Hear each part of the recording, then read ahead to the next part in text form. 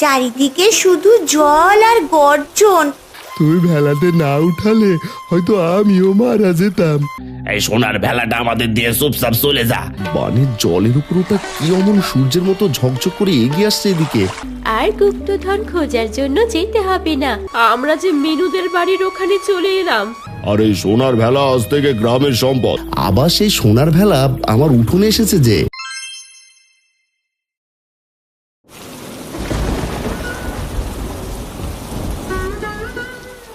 কবিতা, যেভাবে বৃষ্টি পড়ছে বানের জল তো ঘরে ঢুকে যাচ্ছে গো। মাথা গোঁজার ঠাইটুকু যে শেষ হয়ে যাচ্ছে।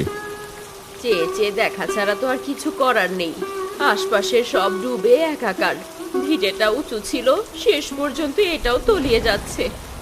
বাবা, আমার খুব ভয় করছে। চারিদিকে শুধু জল আর গর্জন। আমাদের বাড়িটা কি ডুবে যাবে? আমরা কোথায় থাকবো? এ প্রশ্নের উত্তর নেই রে মা। ভয় পাস না মা, সৃষ্টিকর্তার উপর ভরসা রাখ। আমি যতদিন বেঁচে আছি তোদের কিচ্ছু হতে দেব না। ওগো দেখো, পেছনের দেয়ালটা ফাটতে বসেছে। এভাবে ঘরে থাকলে আমরা সবাই মাটির তলায় চাপা পড়বো। আর এক মুহূর্ত দেরি নয়, চলো চলো চলো ওই উঁচু গাছটার দিকে যাওয়ার চেষ্টা করি। ওটা এখন আমাদের শেষ ভরসা।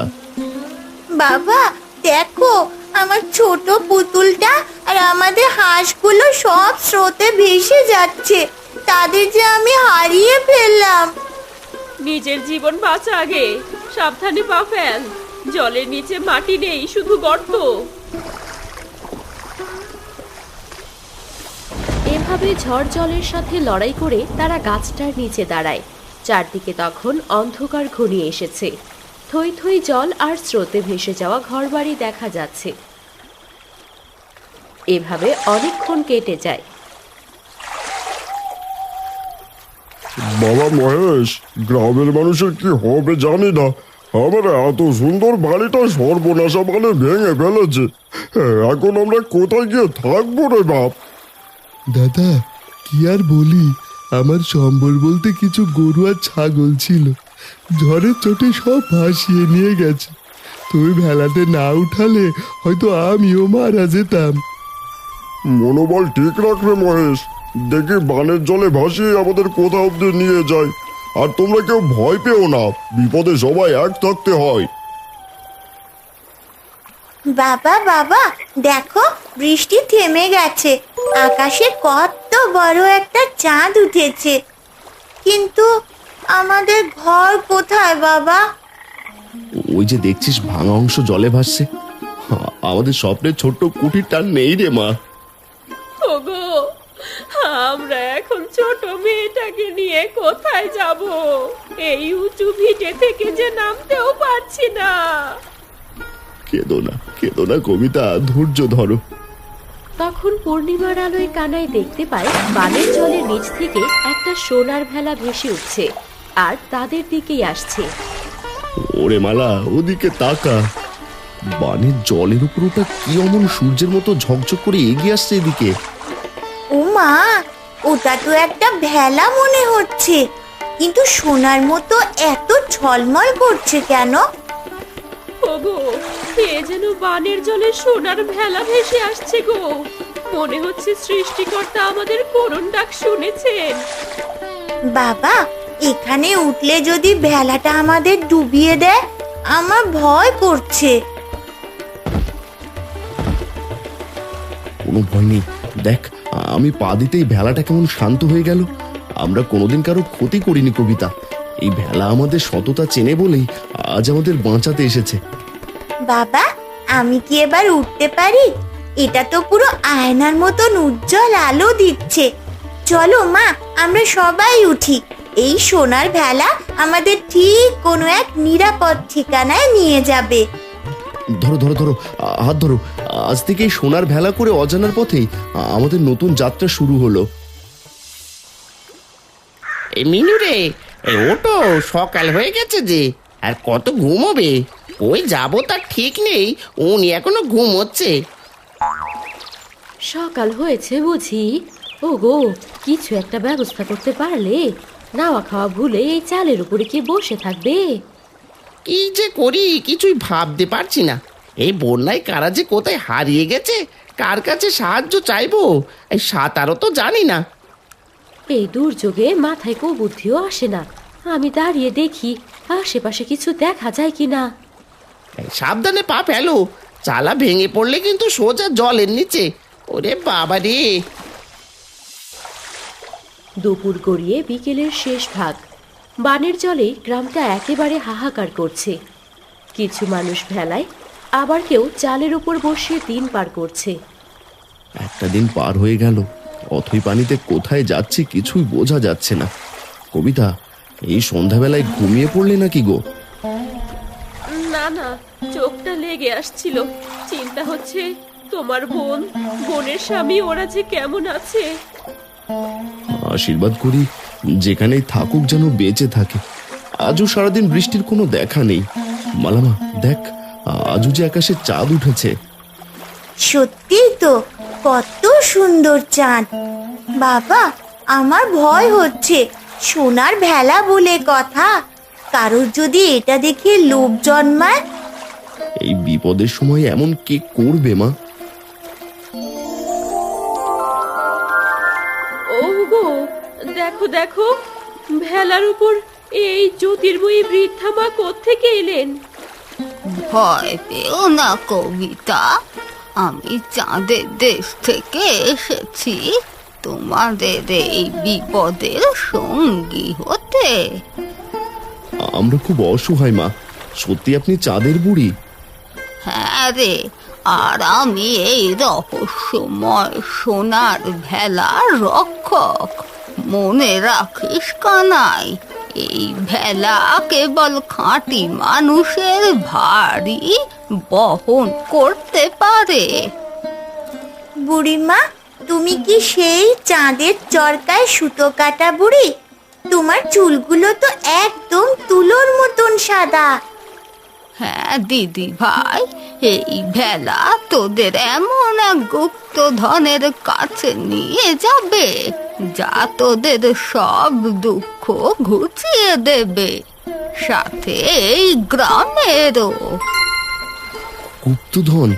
কিন্তু মা, আমরা তো সামান্য গরিব কৃষক, অত ধন সম্পদ দিয়ে আমরা কি করব? এই ধন তোর জন্য নয় কানাই, এক কঠিন শর্তে এই সম্পদ তোকে দেওয়া হবে। যে সম্পদ পাবি কেবল মানুষের কল্যাণে ব্যয় করতে হবে, নিজের জন্য নয়, অপরের উপকারে এটি বিলিয়ে দিতে হবে। আমি কথা দিচ্ছি মা, অভাবের তাড়নায় পড়লেও আমি কখনো পরের হকের জিনিসের উপর লোভ করব না। মনে রাখিস, যদি একবারও মনে লোভ আসে বা এই সম্পদ নিজের স্বার্থে ব্যবহার করিস, তবে এই ভেলা তখনই অদৃশ্য হয়ে যাবে আর আবারও বিপর্যয় নেমে আসবে। চলে গেলেন মা, বিপদের দিনে কেমন শর্ত দিয়ে গেলেন আমায়, আমি কি পারবো? এভাবেই সেই রাতটা অনেক চিন্তায় কাটতে থাকে কানাইয়ের। পরের দিন সকালে তারা উঠে দেখে অচেনা এক জায়গা দিয়ে তাদের ভেলা এগুচ্ছে। এ কি বাবা, এটা তো আমাদের গ্রাম নয়। সোনার ভেলা তো আমাদের অন্য কোথাও নিয়ে এসেছে। তাই তো দেখছি রে মা। ওগো, তুমি দাঁড়টা উল্টো দিকে টানো।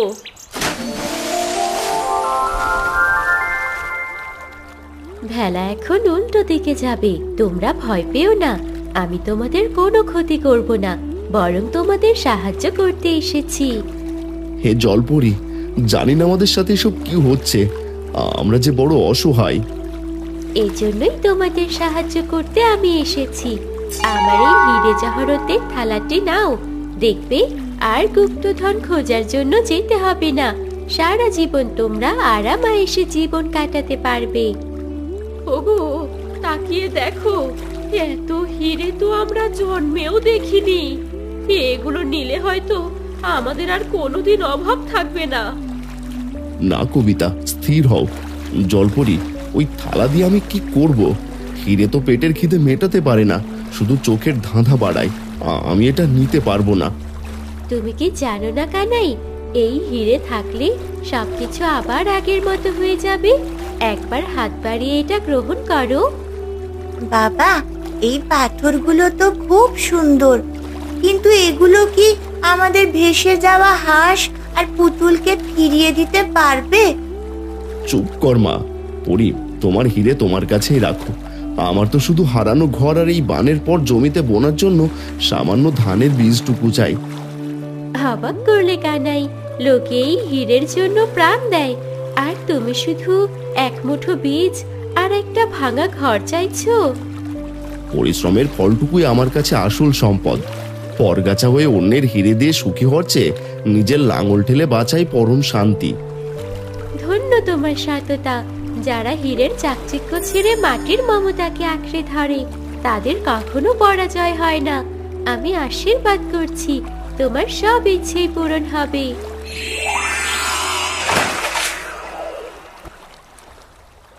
এ কি, আমরা যে মিনুদের বাড়ির ওখানে চলে এলাম, এটা কিভাবে হলো গো? এসবই জলকন্যার জাদুর বলে হয়েছে। যাই হোক, ওই যে মিনু আর যোগুর ঘরের চালায় বসে আছে, চলো চলো আগে ওদের বাঁচাই। ও কানাইদা, আমাদের এখান থেকে উদ্ধার করো, এই চালা যে ভেঙে পড়বে গো। আমরা আসছি পিসে মশাই, তোমরা আস্তে আস্তে ভেলায় নেমে এসো। ওরে দাদা, তুমি তো দেখি পুরো রাজা হয়ে গেছো। বানের জলে লোকে মানুষ হারায়, আর তুমি আজ তো একটা সোনার ভেলা পেলে কোত্থেকে? ওরে বাবা, এ তো খাঁটি সোনা। কানাই দাদা, এই ভেলায় যদি একবার হাঁটে তুলতে পারি, তবে তো 7 পুরুষ বসে বসে খেতে পারবে গো। যোগু, অমন কথা বলিস না। এই ভেলা আমাদের জীবন বাঁচানোর জন্য এসেছে, বিক্রির জন্য নয়। যোগু ভাই, এই ভেলা খুব পবিত্র। চাঁদের বুড়ি বলে দিয়েছেন, লোভ করলেই এটি অদৃশ্য হয়ে যাবে।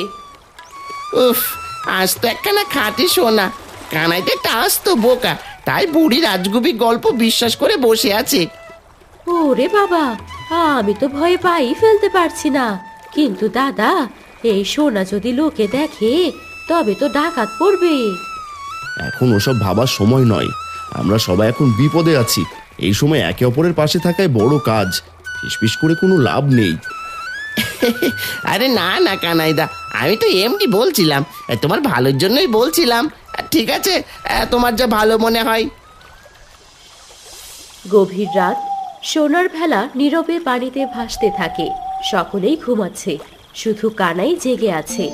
হঠাৎ সেই চাঁদের বুড়ি আবারও সোনার ভেলায় আবির্ভূত হয়। কানাই, ঘুমিয়ে পড়েছিস? না না বুড়িমা, এ কি আপনি? আমি কি কোনো অপরাধ করেছি মা? গ্রামের এমন অসহায়ত্ব আর যে চোখে দেখা যায় না। কিভাবে পানি কমে যাবে তার একটা উপায় বলে দিন। তোর উপর আমি অনেক খুশি রে বাপ। তুই নির্লোভ একজন মানুষ, আর কিছুক্ষণের মধ্যেই সকলের চোখে ঘুম চলে আসবে। আর সকালে উঠে দেখবি গ্রামটা আবার আগের মতো হয়ে গিয়েছে। এ কি বলছেন বুড়িমা? তাহলে এতদিন যে বানের জলে সকলে এত কষ্ট করলো, কেউ গ্রাম ছাড়া হলো, এসবের কি হবে? ঘরগুলোই বা কিভাবে ঠিক হবে? মনে কর, এ কদিন সকলেই একটা স্বপ্নের জগতে ছিল। এই বানের জল, বৃষ্টি সবই কোনো এক স্বপ্নের অংশ ছিল।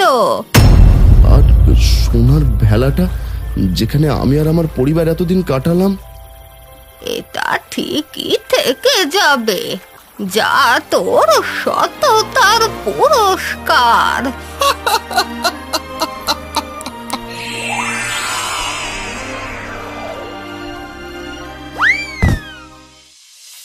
পরের দিন সকালে সবাই দেখে চারদিক আগের মতো হয়ে গেছে।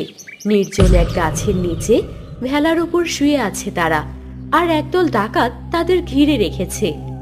এই যে চাষার দল, এই সোনার ভেলাটা আমাদের দিয়ে চুপচাপ চলে যা, নয়তো প্রাণ হারাবি বলে দিচ্ছি। ওরে বাবা, আমি তো আগেই বলেছিলাম সোনা দেখলে বিপদ আসবে। এখন আমাদের কি হবে কানাইদা? এ কি, বানের জল সব চলে গেছে, এদিকে আরেক বিপদ এসে জুটেছে।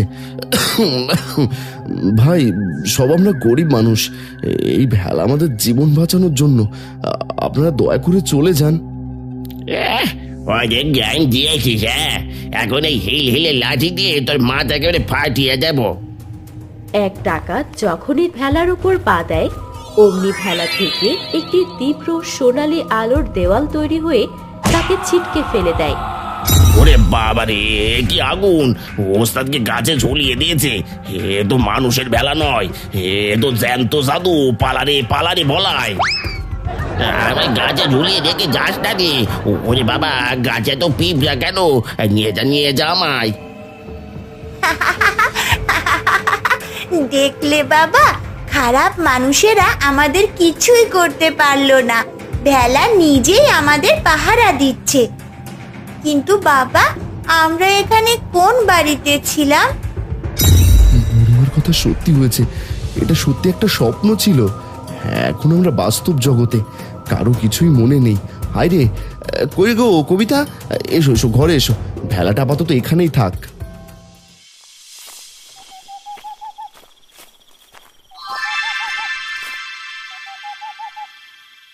ওরে কানু, ওটাকে আমি সত্যি দেখছি না স্বপ্ন? ডাঙার উপর আস্ত একটা সোনার পাহাড় ভাসছে রে। ওটা পাহাড় না হরিদা, ওটা কানাই সেই সোনার ভেলা। গ্রামের লোকে তো হুলুস্থুলু কাণ্ড বাঁধিয়ে দিয়েছে। এই সুযোগ কানু, কানাইয়ের মতো সামান্য চাষারাতে এত সোনা মানায় না। ওটা আমাদের হওয়া চাই। কিন্তু মোড়ল থাকতে আমরা ওটা নেব কি করে? মোড়ল তো ঠিকই ওটা নিজের কবজায় নিয়ে নিতে চাইবে। সেই বুদ্ধিই তো করছি। চল, মোড়লের কানে বিষ ঢেলে আসি। এমন ভাবে বলবো যেন কানাইকে চোর মনে হয়। কি হে হরি কানু, এই অসময় অমন চোরের মতো মুখ করে আছিস কেন? কোনো অঘটন ঘটেছে নাকি? অঘটন না মোড়ল মশাই, সর্বনাশ হয়েছে। আপনার নাকের ডগায় কানাই কোথা থেকে যেন চুরি করে সোনার ভেলা নিয়ে গ্রামে ঢুকেছে। সোনার ভেলা? কি বলছিস দাদা? সোনার ভেলা আবার হয় নাকি? যতদূর জানি কানাই খুব সৎ লোক। আগে না মোড়ল মশাই, বাইরে সাধু ভেতরে চোর। ওই সোনার ভেলা আসলে শহরের সোনার ঘর থেকে চুরি করে বানিয়ে এনেছে। ঠিক তাই, আর এর জন্য এ গায়ের বদনাম হতে চলেছে মোড়ল মশাই। যদি তাই হয় তবে তো কানাইকে কঠিন শাস্তি দিতে হবে। চল চল, গিয়ে দেখি ওই ভেলার মহিমা কতটুকু। মোড়ল যখন ভেলাটা জব্দ করবে, তখন রাতের অন্ধকারে আমরা সেটা সরিয়ে নেব। চুপ কর, এখন শুধু কানাইয়ের বিরুদ্ধে বিষ ঢালতে থাক। ভেলাটা আমাদের হাতের মুঠোয় আসা এখন শুধু সময়ের অপেক্ষা।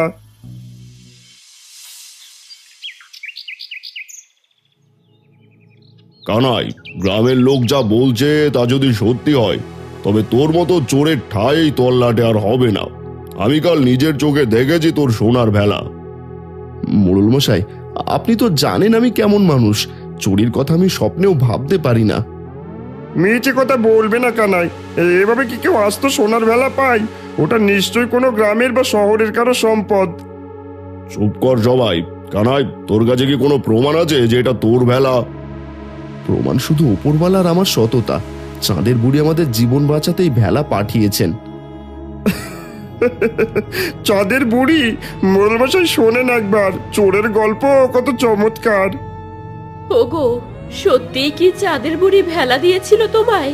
সত্যি করে বলো। কোনো প্রলাপ শুনবো না। আমি ঘোষণা করছি, যদি কানাই প্রমাণ করতে না পারে এটা তার প্রাপ্তি, তবে তাকে গ্রাম থেকে বের করে দেওয়া হবে। না না মোড়ল দাদু, আমার বাবাকে বের করে দেবেন না। আমরা তো শুধু এই ভেলায় ঘুমাচ্ছিলাম। আর এই সোনার ভেলা আজ থেকে গ্রামের সম্পদ, এই আমার শেষ কথা। কাজ হয়ে গেছে কানু, এবার ভেলাটা দফারফা করতে হবে। এই ঠিক বলেছ, কানাইকে গ্রাম থেকে তাড়ালে সোনা আমাদের মুঠোই। এই সরে দাঁড়াও কানাই, এখন থেকে এই সোনার মালিক আমরা। দেখি তো একখানা সোনা খসানো যায় কি না। দাঁড়া হরিদা, আমিও আসছি। আজ থেকেই আমাদের কষ্টের দিন শেষ। এ ভুল করো না তোমরা, এর আগেও একদল ডাকাত এমন ভুল করেছিল। হরি ও কানু তার কথায় পাত্তা না দিয়ে ভেলার উপর পা দেয়। ভেলাটি তীব্রভাবে কেঁপে ওঠে এবং এক বিকট শব্দ হয়। মুহূর্তের মধ্যে এক উজ্জ্বল আলোর ঝিলিক তাদের ছিটকে ফেলে দেয়। উফ উফ, মাগো মরে গেলাম গো। এ কি হলো রে, আমি পচা কাদার মধ্যে এসে পড়লাম কেন? আমার কোমরটা বুঝে গেল। ভেলাটিকে আমার লাথি মারলো নাকি? এ কি জাদুর ভেলা নাকি রে হরিদা? এ কি অলৌকিক কাণ্ড! হরিকানু, তোদের এমন অবস্থা হলো কেন? মোড়ল মশাই বাঁচান, পচা কাদের গন্ধে আমার নাড়ি বুড়ে করে বেরিয়ে আসছে। কেউ আমাদের টেনে তুলুন। এ কি দেখছি, সোনা কোথায় গেল? এ তো দেখছি এক পচা কলা গাছের ভেলা রে। আমি তো আগেই বলেছিলাম মোড়ল মশাই, এই ভেলা কেবল পরোপকারীদের জন্য। পচা মানুষের স্পর্শে আমাদের সুন্দর ভেলাটাও পচা হয়ে গেছে মোড়ল মশাই। আমার বাবাকে প্রমাণ করতে বলেছিলেন না, ভেলা নিজেই তার প্রমাণ দিয়ে দিল। এখন আপনারা ওই পচে যাওয়া কলার ভেলা নিয়েই থাকেন। চলে এসো বাবা। আমি কি কানাইয়ের প্রতি অন্যায় বিচার করলাম? এদের পাল্লায় পড়ে সব গোলমাল হয়ে গেছে। ও মোড়ল মশাই, আমাদের এই কাদায় ফেলে থাকবেন না, একা একা যে উঠতে পারছি না। থাক তোরা ওখানে, আর তোদের কোনো কথা শুনবো না আমি। দেখতে দেখতে বেশ কিছুদিন কেটে যায়। গ্রামের জমিতে আবারও সোনার ফসল ফলতে থাকে। হারু আর কানুও লোক ছেড়ে মাঠে কাজ করে। সবার মনে সুখ থাকলেও কানাইকে সেই স্বপ্নটা এখনো ঘুমাতে দেয় না। এ কি, উঠোনে আবার জলের আওয়াজ শোনা যাচ্ছে, গিয়ে দেখি তো। মালামা, কবিতা, তোরা এদিকে আয় তাড়াতাড়ি, দেখে যা, আবার সেই সোনার ভেলা আমার উঠোনে এসেছে যে। তাই তো দেখছি গো, উঠানে যে জলে ভরে গেছে। বৃষ্টি ছাড়া বানের জল এলো কোথা থেকে? আর এনেই বা কে গো? স্বামীকে এক স্বপ্নের মাধ্যমে পরীক্ষা নিয়েছিলাম রে। তোরা অনেক সৎ, তাই আজ কোনো স্বপ্নে না, বাস্তবে তোদের সাথে দেখা দিলাম। এই নে ছোট্ট একটি সোনার ভেলা, এটা কেউ দেখবে না, আর লোভ জন্মাবে না। স্বপ্নেও আমার লোভ ছিল না, এখনো আমার নেই। তবে আপনি যখন বাস্তবে এসে দিলেন, আমি আর না করব না। তবে এখন এটার কথা না জানিয়ে মানুষকে উপকার করব। খুশি হলাম। তা মালা, তোর হাঁস আর পুতুলগুলো আছে তো, নাকি বানের জলে ভেসে চলে গেছে? কি বলছো বুড়িমা? জল তো এখন দেখছি উঠানে, তবে এসব ভেসে চলে যাবে কিভাবে? আমাদের গায়ে তো বন্যা হয়নি। এ কি, বুড়িমা চলে গেলেন? মারে, এসবই যে একটা স্বপ্ন ছিল। কিন্তু সোনার ভেলার বুড়িমা কিন্তু সত্যিই আছে। বলো না গো, কিসের স্বপ্নের কথা বলছো? মা, আমারও একটু একটু ঠাউর হচ্ছে এ এক ভয়ানক বানের স্বপ্ন, যা আমাদের গ্রামকে তছনছ করে দিয়েছিল। ভাগ্যিস বানের জলে সোনার ভেলা ছিল, তাই না বাবা? তোর কথার সাথে দেখছি স্বপ্নের মিল আছে রে মা। কবিতার জানতে চেও না, বাকিটুকু রহস্যই থেকে যাক। কি বলো তোমরা?